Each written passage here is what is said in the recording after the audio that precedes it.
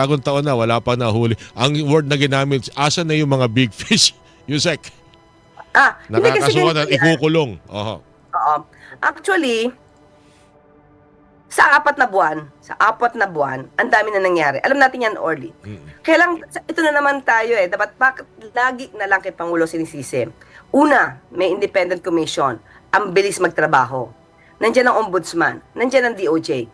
Once na-submit yung complaint or recommendation for filing, nasa kamay na po yan ng ombudsman. Ngayon, ang pangako ng Pangulo, maraming hindi magiging merry ang Christmas. Bilangin natin ang lahat na naaresto since then. Ilan na ang may warrant of arrest, ilan na nagtatago, ilan na nakakulong, including na natin ang yung pinakamalaki, sasabi, yung Diskaya, ba? Hindi sila pinayagan sa furlough, yung request nila for furlough. So, ito ay inisyal lamang na mga gawain. Tama naman ang Pangulo eh, maraming hindi magme-Merry Christmas. Pero, hindi naman niya tinumbok agad na ito si ganyan, or si congressman ganyan, o si senator ganyan.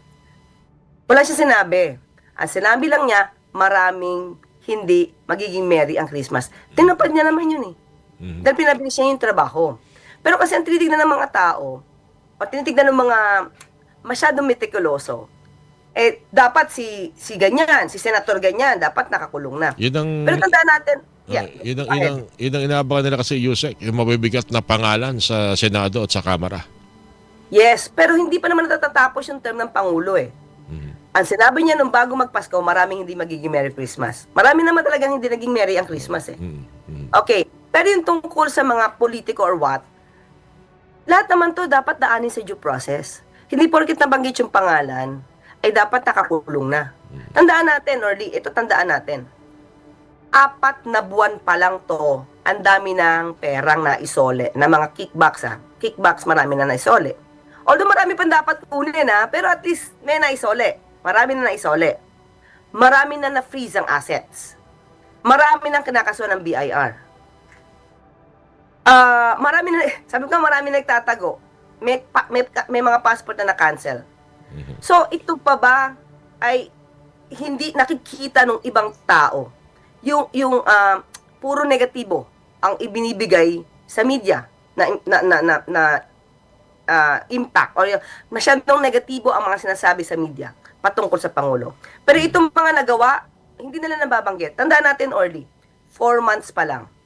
Pero, muli, sa 6 na taon ni dating Pangulo Duterte, binanggit yung 2020 na ghost projects, maraming ghost projects. Tatanungin kita, Orly, matagal ka naman dyan sa GMA bilang anchor. May nadinig ka ba na mga tao na nagsole ng kickbacks sa loob ng 6 na taon ni dating Pangulong Duterte? Wala. Wala po. Wala.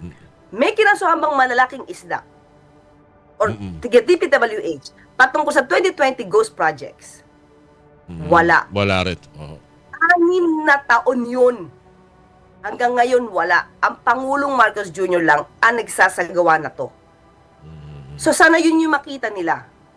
So, hindi nila nakikita yun eh. Diba? Kaya ang iba kasi na, ito, mga mambabatas, lagi puro sasabihin nila, yabang lang sa Pangulo, ano lang pangako mo. Well, wag naman sila maging bingi. Wag silang maging bulag.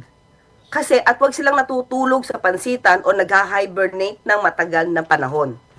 Tignan nila yung nagawa. Sa ngayon, ilan ng amount ang naisusole na kickbacks. Yan lang. Alright.